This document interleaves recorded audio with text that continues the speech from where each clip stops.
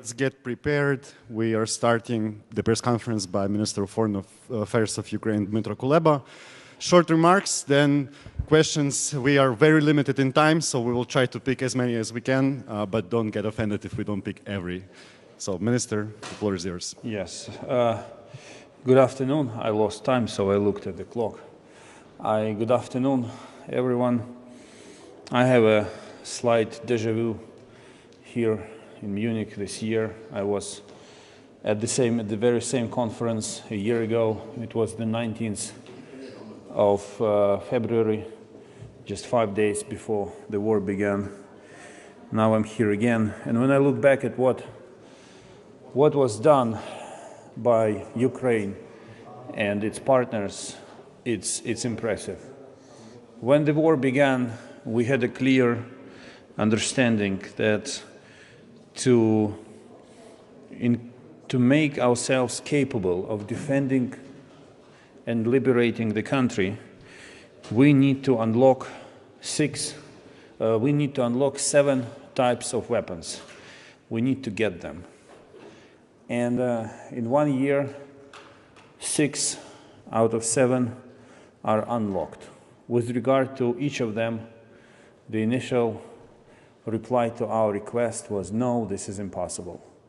No, this is not going to happen. Be it anti-tank weapons, artillery, multiple launch rocket systems, air defense, tanks, long-range missiles. All of this started with no.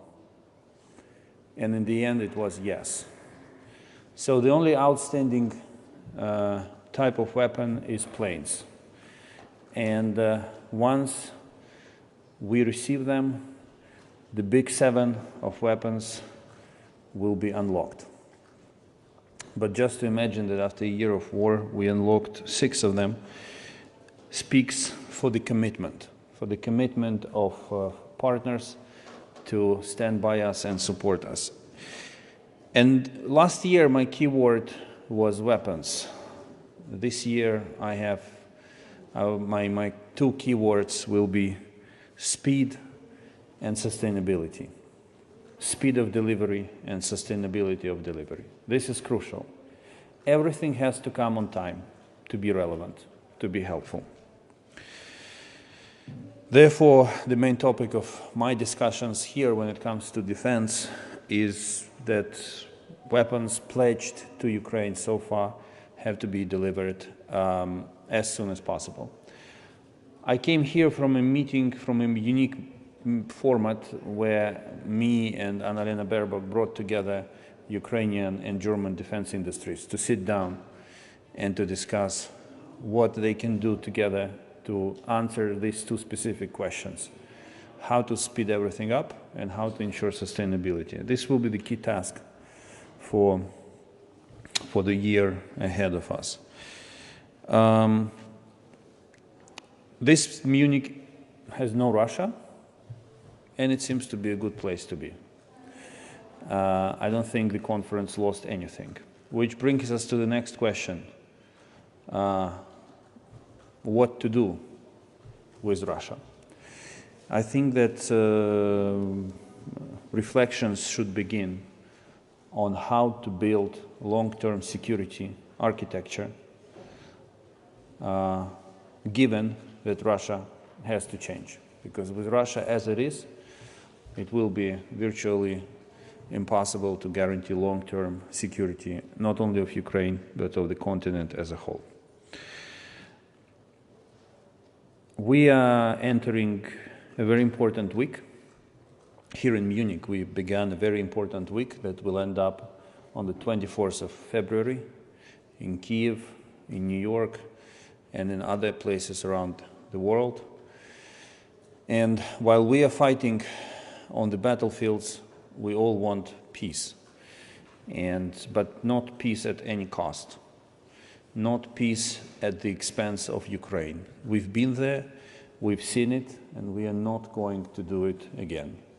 No more Minsks, no more contact lines. This is not something that stops Russia, as we have seen over the last year. And therefore, I also, while being here, I attach great importance to working with partners on the implementation of the peace formula proposed by President Zelensky last year at the G20.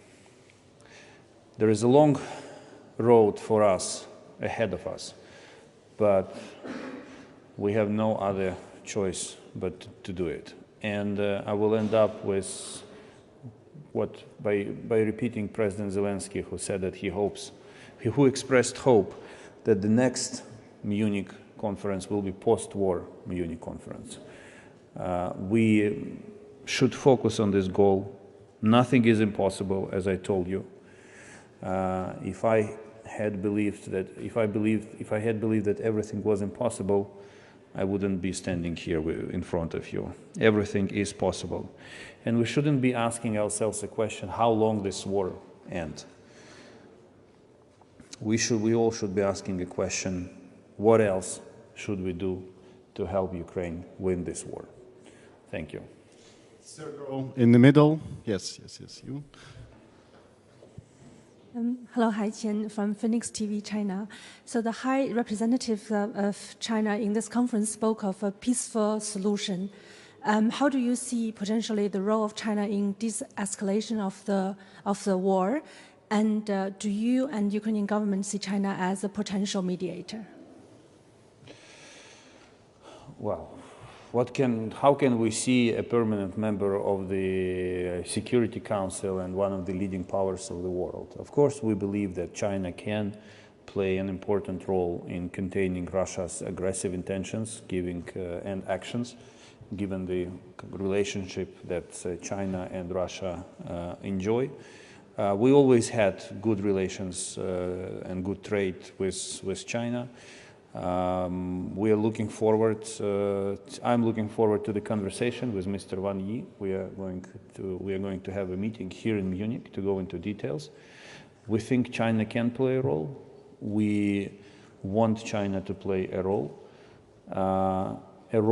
that will reiterate the principle that is fundamental for both China and Ukraine: territorial integrity.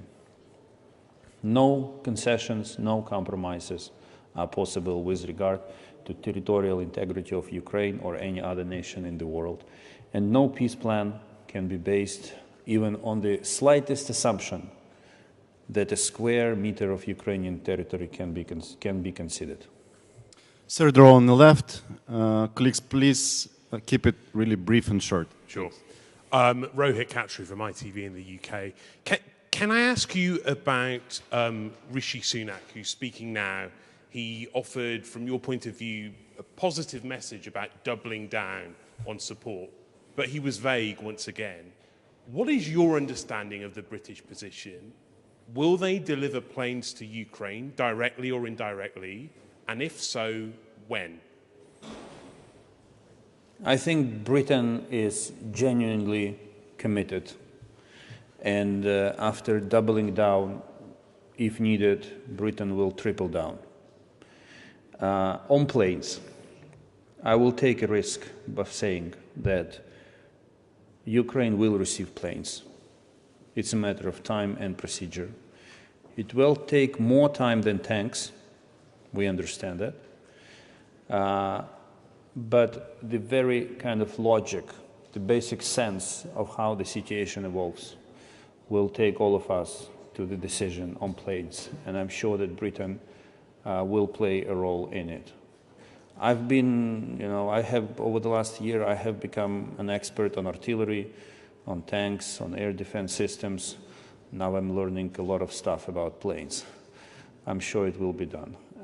You have Eurofighter Typhoons, many of them. But first step, and we hear clear commitment, including from London, is to start trainings. Because here is how it worked before planes. First, the decision was made to provide Ukraine with certain weapons, and then trainings began, which led us to what? A waste of time. So we propose to kind of turntables and begin with trainings. And this is our request to all our friends who can potentially share planes with us.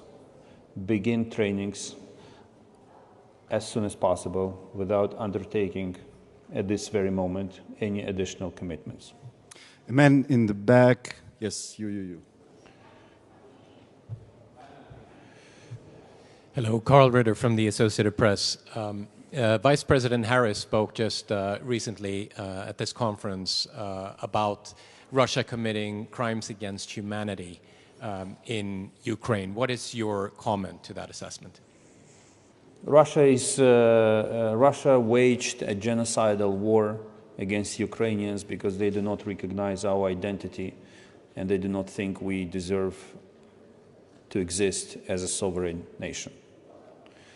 Everything that stems from that is crimes against humanity, war crimes, and various other atrocities committed by the Russian army in the territory of Ukraine. Let lawyers sort out specifically which act belongs where in terms of legal qualification, but in the end, and we dedicated a lot of time to this issue of accountability in our meetings here. In the end,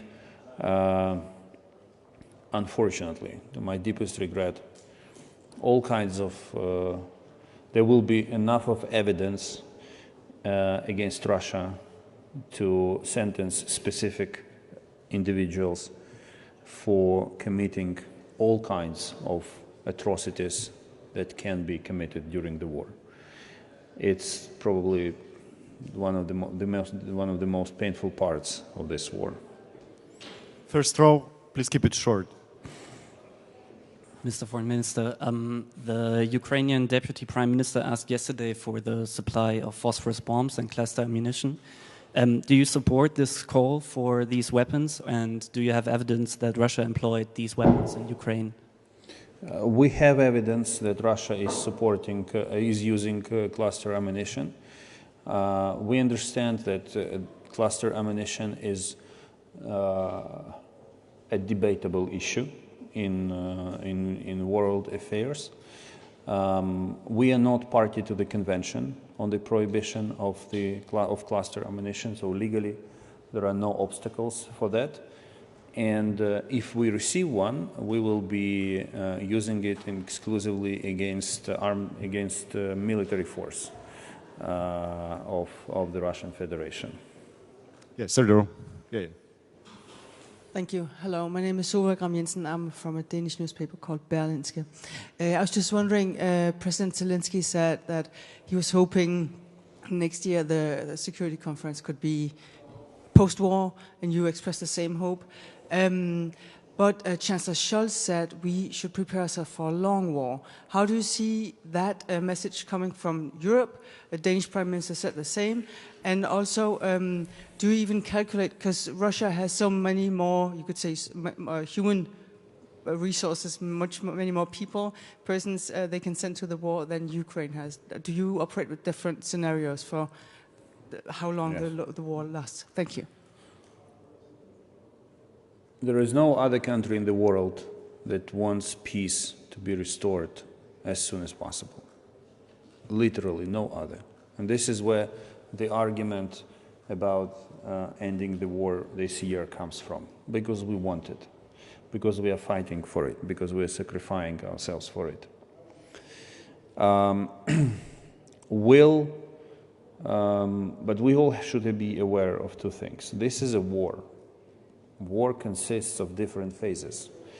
If allies gave up fighting the Nazism in 1943, for example, because things did not go very well for them, right? Things would have been, the world would have been different, and we wouldn't be here in Munich today. So yes, deep inside, we have to be ready to fight as long as it takes to win and to prepare for that scenario. But yes, of course, we want this war to end as soon as possible. On a different note, and that brings me to one of the comments, the remark that I made.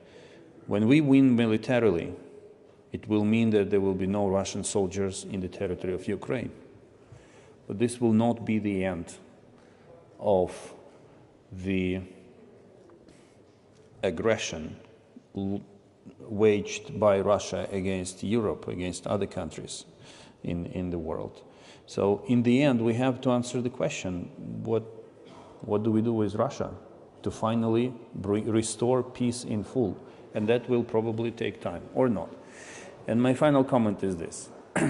Guys, please, every time you ask a question, are you sure you're going to manage? Russia has so many soldiers, Russia has so many tanks. A year ago, people here in Munich were telling me that we're not going to stand for more than 48 hours. That you're not going to make it, you're not going to survive, you have to be rational. We've been there, we've seen it. Have trust in us. Be with us, and we will win. Impossible is nothing. We proved it so many times over the last year. There are many examples in the world history where smaller countries, relatively smaller countries, won against larger armies. And we are not smaller if all of your support is taken together, which is the case. So have more trust in us and convey to your readers that whatever Russia has, we have more. And we are fighting for the right cause. This is something that makes us stronger. Just a few last ones, the first row. Hussam Sadiq from Al Ain, United Arab Emirates. I have a question. How do you see the UAE role in mediating with Russia concerning exchange of prisoners? Do you expect this role to be expanded to other issues? I think the best India can do is to support peace formula proposed by President Zelensky. It consists of 10 steps which vary from food and energy security and end up with some military and accountability issues. So India can choose the issue it wants to work on and be part of the overall effort. Big exchange of prisoners is also a part of the peace formula, and India can do it from within this format. In the back again. And then, yeah. Yes, I'm Bibiana Piena from the Norwegian News Agency. You said that you, of course, would want peace as soon as possible. But will you be prepared to go into a peace agreement on the 2014 borders, as some experts say that the US will try to push you into? And secondly, how do you assess the risk of this becoming a frozen war, a war with no end? Well, I think these experts should be asked a very simple question. If someone intrudes into his or her apartment and tells that he will stay in the bedroom forever, would that expert agree to that compromise solution? Probably not. It's always easy to trade with someone else's land when it's not your land. So my answer to those experts is no. And I don't understand, I don't see the reason why we should be doing it at all. Did the line established in 2014 save us from the large-scale invasion? Did endless, exhausting, devastating, and sometimes disgusting attempts to make Minsk work save us from Russia's invasion? No, it didn't. So why experts believe that this time it's going to work? I mean, we all have to publish something, right? We have to look smart on social media, in op-eds and publications experts make. But they simply have to look back at history. No, I'm not afraid that this war will become a frozen conflict. It won't. It will end with victory of one of the sides, the defeat of the other side, and Ukraine will win and Russia is going to lose. Thank you. And the last one in the front row. Thank you very much. Maxim Drabak, Deutsche Welle. There are a lot of talks about tanks and planes, but what about ammunition? Actually, it's very, very in need.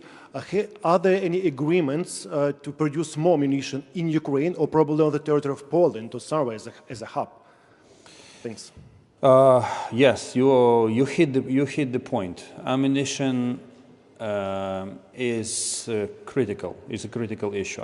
I'm not mentioning it only because the political decision to provide Ukraine with ammunition was made in the very beginning of the war. But the problem is that there will never be enough of ammunition. So yes, we are working on 3 tracks. Track number 1, delivery of ammunition available in the warehouses of our partners without going below critical threshold. Track 2, delivering ammunition from third parties who do not want to directly give it to Ukraine, but deliver it through third countries. And track 3 is actually increasing production. And I had meetings today with defense industries exactly on this item. I received assurances that, and I have specific numbers about the quantities that can be produced. The question is contracting them, financing, and logistics.